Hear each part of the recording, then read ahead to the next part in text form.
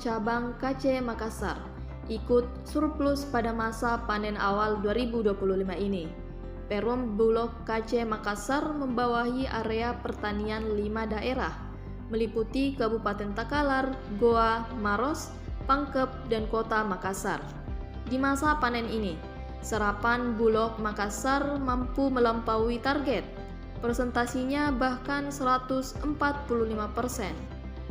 Jumlah ini masih terus bertambah, mengingat masa panen yang berlangsung di beberapa titik.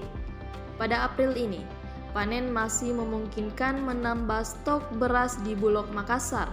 Sementara itu, Karmila memastikan Bulog tetap mematuhi peraturan Badan Pangan Nasional terkait harga pembelian pemerintah atau HPP. HPP ini sudah diperhitungkan untuk mencapai kesejahteraan bagi para petani. Sesuai ke Badan Nomor 2 Tahun 2025 yang telah dirubah Nomor 14 Tahun 2025 bahwa gabah kering panen atau GKP di petani sebesar 6.500 per kilogram dengan segala kualitas. Beras di gudang Bulog juga diserap sebesar 12.000 per kilogram dengan kualitas derajat SOSO minimal 95%.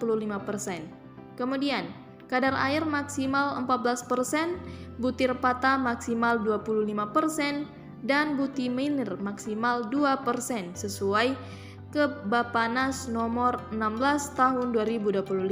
Sementara itu, terkait kapasitas gudang, Karmila meminta petani tidak perlu khawatir sebab Bulog Makassar sudah memiliki solusi dengan menambah jumlah gudang penyimpanan beras.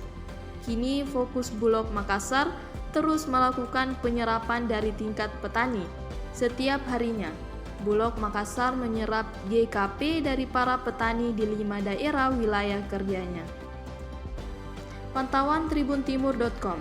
Aktivitas di gudang Bulog Jalan Urip Sumoharjo terus aktif setiap harinya. Stok beras terus berdatangan hasil serapan dari petani-petani. Bulog Makassar juga mengatur penyimpanan beras baik di gudang Jalan Urip Sumoharjo maupun gudang sewaan di PT Kima. Dengan target swasembada pangan sudah di depan mata, Sulsel pun disiapkan menjadi daerah penyandang pangan nasional. Bu, mungkin bisa dijelasin dulu Bu, serapannya gimana, kemudian stoknya sekarang.